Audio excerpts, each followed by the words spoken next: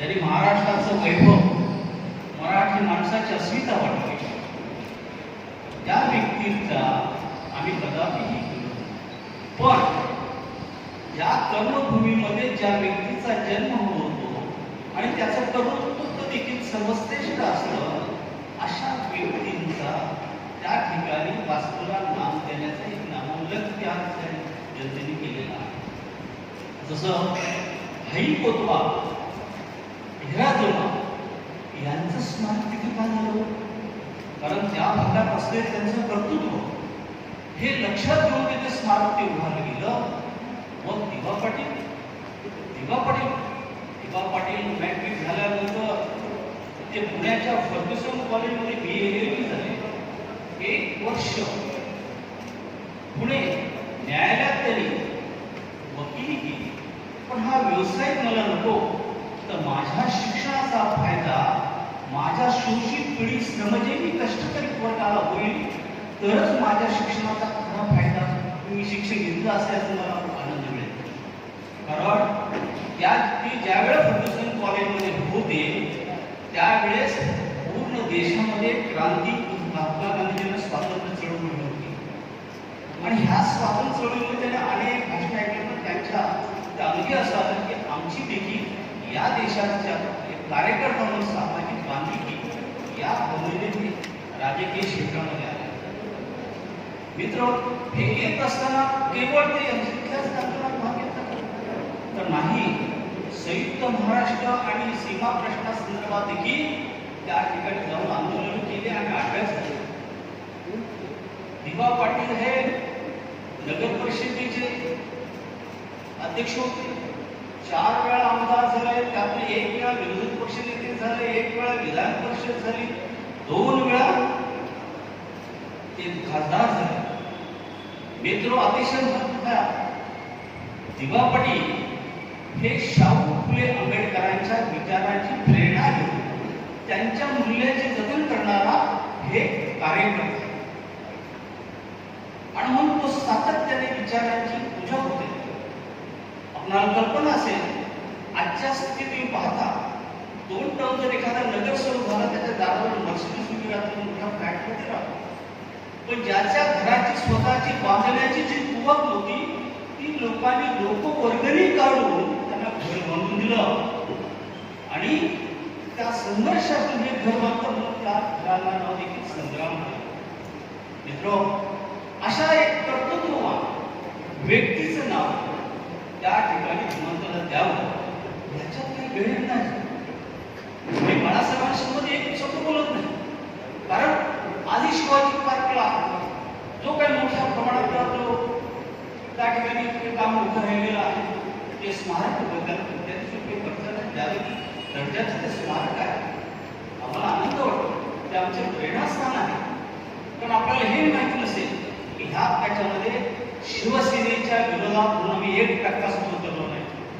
कारण मी दशरथ पाटील म्हणून ठाणे महानगरपालिकेचा एक नगरसेवक होतो, विरोधी पक्ष होतो, ठाणे शहराचा प्लॅनिंग कमिटी होतो आणि शिवसेनेला 2 टर्ममध्ये सेनेचा महापौर माझा सिंहाचा वाटा आहे दशरथ पाटील म्हणून, ते त्यांनाही माहिती. बाळासाहेबांचं माझं वैयक्तिक संबंध होते. बाळासाहेब मला आवडीने बोलत असत, मी त्यांच्याशी चर्चा करतो. इतकेच नव्हे, 1-2 वेळा महासाहेबांनी बोलून घेतलं, आज दशरथ पाटील आले गेलो, अशा प्रकारे महासाहेबांनी बोलून घेतलं. इतकं प्रेम वाटतं त्यांच्यावर. आणि आज त्यांचे चिरंजीव ज्या पद्धतीने कोरोनाच्या विरोधात लढत आहेत,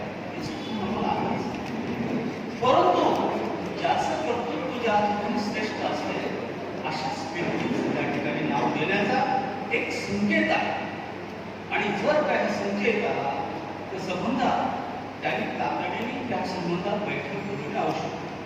आता काय झालंय याबाबत असं आहे की आम्ही काही दिवसापूर्वी एकनाथ शिंदे साहेबांनी भेटलो. त्यांनी सांगितलं 8-10 दिवसात बैठक घेणार आहे. अजून घेतली गेली नाही, पण लोक इतके आक्रमक झाले होते की यांना कुठेतरी थांबवणं आवश्यक आहे. जर आम्ही ह्या कमिटीने पत्रकार परिषद घेतली नाही आणि ते जर रस्त्यावर उतरले, आमचा विलंब आम्ही केलेला कदाचित त्यामुळे ते आमच्यावर अविश्वास दाखवतील. हीच याच्या मागे भावना आहे. त्या पत्रकाराचं या ठिकाणी सर्व माझ्या मीडियानं माझी नम्र विनंती आहे की या ठिकाणी आमचा बाळासाहेब हे निश्चितपणे उत्तम शिक्षणावर एक व्यक्तिमत्व आहे.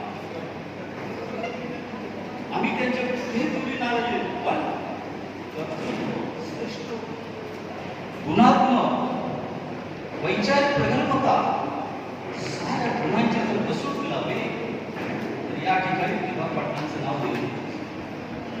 ज्याप्रमाणे या रायगड जिल्ह्याने अनेक जिल्ह्याच्या जनसंख्याकडे साथ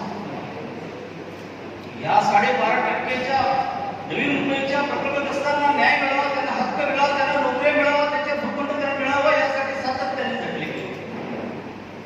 त्या संग्रामामध्ये त्यांना अटक झाली, मारपीट झाली, 5,000 गेले आणि ह्या सगळ्या ते उभे होते. इव्हन त्या लढ्याला पाठिंबा देण्यासाठी शरदचंद्र पवार सारखे व्यक्तिमत्व सह्याद्रीसाठी पाठीशी उभे राहिले. सर्व राजकीय पक्षांनी त्यावेळेस संघर्ष केला. 5,000 गेले. देशामध्ये शौर्यशाली गौरवशाली हा इतिहास तुला गेला. अशा इतिहासकारांचा बहुजनांचा नेता म्हणून कुठेतरी आमच्या स्मृती जागण्यासाठी प्रकल्पग्रस्तांच्या स्मृतीला आपल्याला जाणून सातत्याने व्हावी ही भावना आपल्या पिढीला काही आदर्श वाटावा आणि म्हणून या आदर्शवादी नेत्याचं एक नाव त्या विमानतळावर हीच आमची त्या ठिकाणी भावना आहे. आणि म्हणून मित्र, आज या ठिकाणी आम्ही जी पत्रकार परिषद घेतलेली आहे त्यामध्ये भविष्यात देखील आम्ही आता एकनाथ शिंदे साहेबांची एकदा बैठक झाली की आमचे सर्व पक्षीय की मग त्याच्या स्ट्रॅटेजी आम्ही ठरवणार की नेमकी सरकारकडची भूमिका काय, ती भूमिका पुढे येणार आणि मग ती भूमिका आल्यानंतर मग आम्ही सर्व पक्षीय कोणत्या पद्धतीने आंदोलन करायचं हे ठरवणार. एकदा का निर्णय घेतला तर त्याच्यामध्ये कोणत्याही प्रकारे बदल होणार नाही. कारण एक गोष्ट आम्ही पहिल्यांदा निर्णय केलेली आहे, या आंदोलनाला कोणत्याही राजकीय व्यक्तीने आपली पादत्राणे ह्या बैठकीमध्ये मंदिरामध्ये आणू नये. एक निस्वार्थी निर्णय स्वच्छ चारित्र्य असलेल्या एका सेवाभावी समाजसेवकाच्या संदर्भात जेव्हा आपण करतो त्यावेळेला राजकारण विरहित हे आंदोलन असलं पाहिजे. भूमिका माझी मी आणि माझ्या सगळ्या सरकारने त्यावेळेस सांगितले. आणि आमचे हे लोकनेते दिवा पाटील नेहमी आंतरराष्ट्रीय विमानातील सर्वपक्षीय कृती समितीचे अध्यक्ष ज्येष्ठ दादा पाटील यांनी या कमिटीची भूमिका आपल्याला समजावून सांगितलेली आहे. आपल्याला हातात सुद्धा पत्रकं दिलेली आहेत, त्या सर्व दिलेलं आहे आणि त्या अनुषंगानं आपल्या काही शंका वगैरे असल्या आपण अवश्य विचारा. सर, ज्या पद्धतीनं आपण समिती स्थापन केली आणि त्या मीटिंगमध्ये सर्वपक्षीय लोक हजर होती. आज ही पहिलीच पत्रकार परिषदेतून आपण भूमिका पुढे टाकणार आहात आणि अशा वेळेला आपल्या या पत्रकार परिषदेमध्ये शेतकरी कामगार पक्षाचे शिवसेनेचे नेते हजर नाही आहेत, काय कारण समजेल? त्या पक्षाच्या नेतृत्वाला कदाचित त्यांच्या नेत्यांकडून असं आलं असेल की आपण सत्तेत आहोत. एक साधारण फॉर्म्युला आहे. आपण पहिल्यांदा एकनाथ शिंदे साहेबांच्या बैठकीत काय होते ते बघा आणि नंतर तुम्ही पाहिजे तर तुम्ही घ्या. अशा प्रकारच्या गाईडलाईन्स त्यांना आलेल्या असतील असं मला वाटते. आणि म्हणून त्यांनी आम्हाला अशी विनंती केली की आपण हे एकनाथ शिंदे साहेबांची बैठक झाल्यानंतर तातडीने आपण अशा प्रकारचे एकत्रित पत्रकार परिषद घेऊ. काल आमचे माजी खासदार जगन्नाथदादा पाटील यांनी देखील एकनाथ शिंदे साहेबांवर चर्चा केली. त्यांनी सांगितलं की माझ्याकडे दशरथ पाटील दादा आले होते, बबन शेठ आले, आम्ही भेटलो. आम्ही त्यांना सांगितले की बैठक घ्यायची. पण त्या दिवशी तुम्ही बघितलं असं लोकांची आग्रही भूमिका किती होती. जर का आम्ही विलंब लावतो ह्या सगळ्या गोष्टीला आणि रस्त्यात जर लोक आज उतरली तर त्यांना आम्ही उत्तर काय द्यायचं. म्हणून हा आमचा जो विचार आहे तो विचार साऱ्या महाराष्ट्रातला मंत्रिमंडळात जाऊ द्या, म्हणजे त्याच्यामध्ये सुद्धा त्यांची चर्चा होऊ शकेल की बाबा हे देवांच्या विषयी असा विषय आहे तर चर्चा येईल. हीच त्यामागची भावना आहे. आमचं कुठे देशाची भावना आम्ही काही बोलणार नाही की कोणत्या वक्त्यासंदर्भात आमचा बोलण्याचा विषय नाही. फक्त एवढीच आमची भावना सरकारकडे पोहोचावी एवढीच आमची विनंती.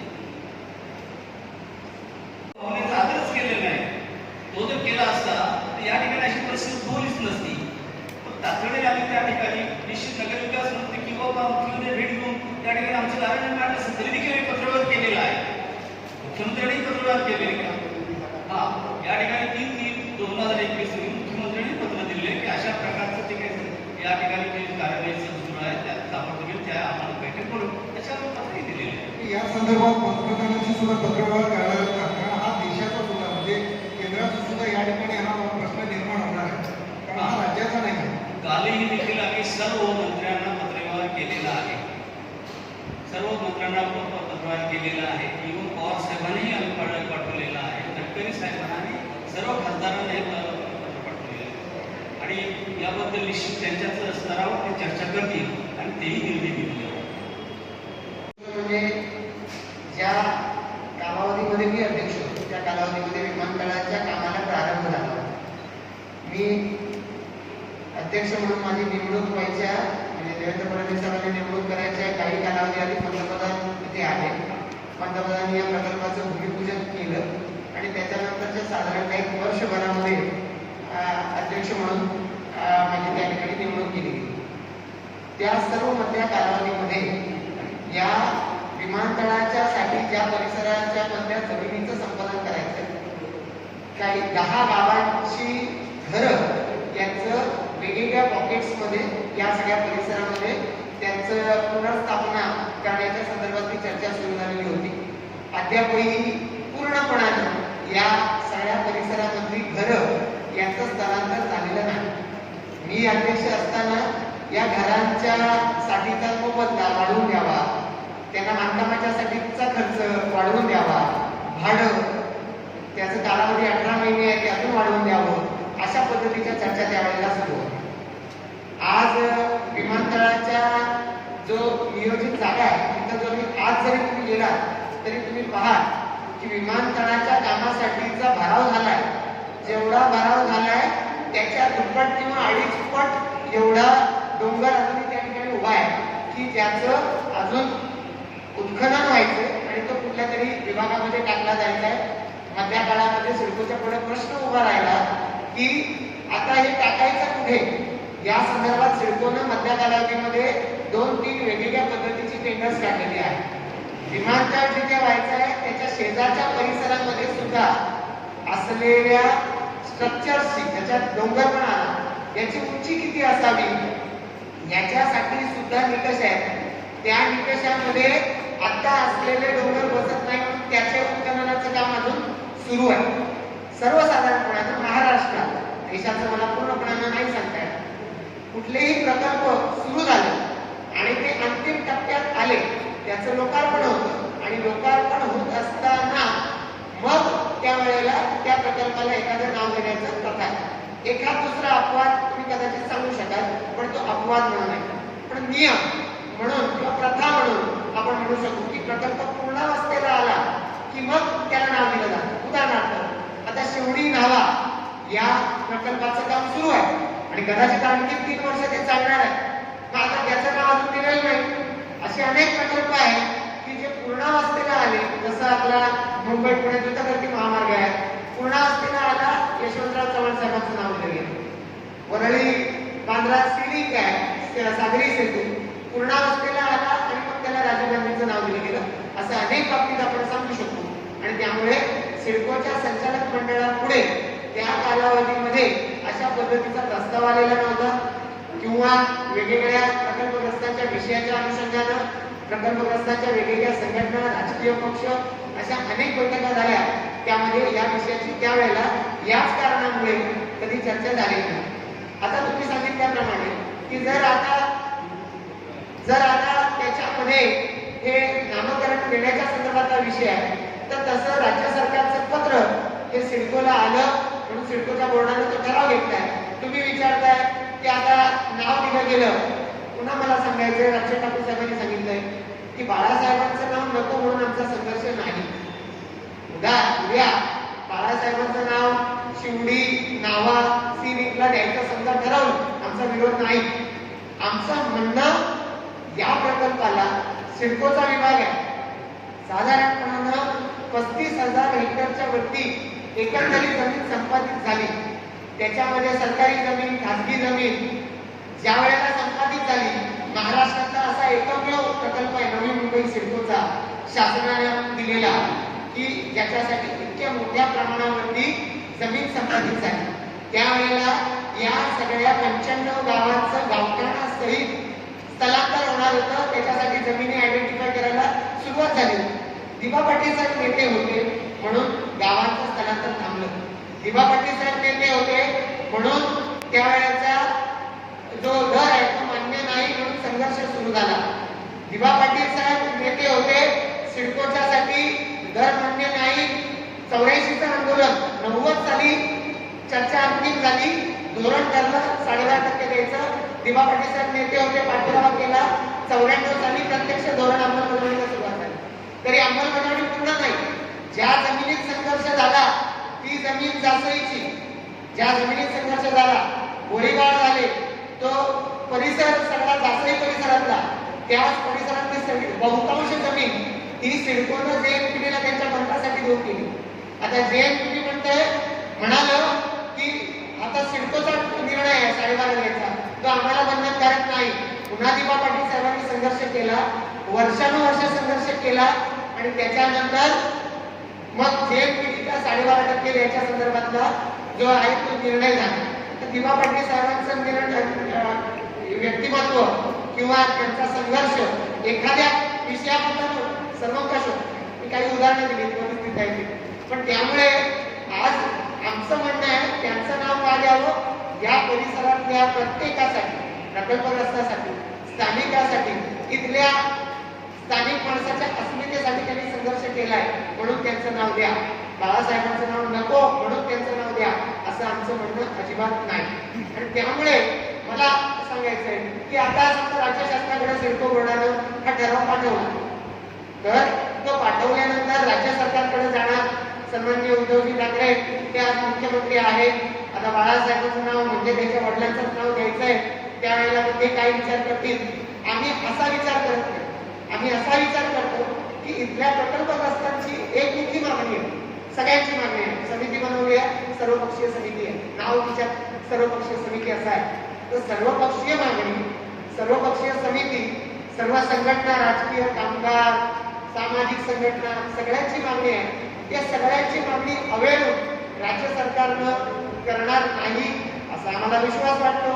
करणार नाही यासाठी आमच्या स्तरावर जे जे प्रयत्न करायचे पाटील साहेबांनी सांगितलं की आता कोविड सिच्युएशनमुळे आपण काही बंधनांमध्ये भेटतोय. पुढच्या कालावधीमध्ये आवश्यक ती सर्व पावलं आम्ही टाकू जेणेकरून राज्य सरकारला या विमानतळाला दिबा पाटील साहेबांचं नाव द्यावं. ही प्रकल्पग्रस्तांची, स्थानिकांची आग्रही मागणी आहे. ती रायगड जिल्ह्यातल्या आणि ठाणे जिल्ह्यातल्या त्यांचं नेतृत्व ज्यांनी समजलंय त्या सगळ्यांनी मान्य केली आहे आणि तिला लावून धरलंय. हे एकदा राज्य सरकारच्याकडे आम्ही जेव्हा मांडू, विश्वास आहे ती मागणी मांडू.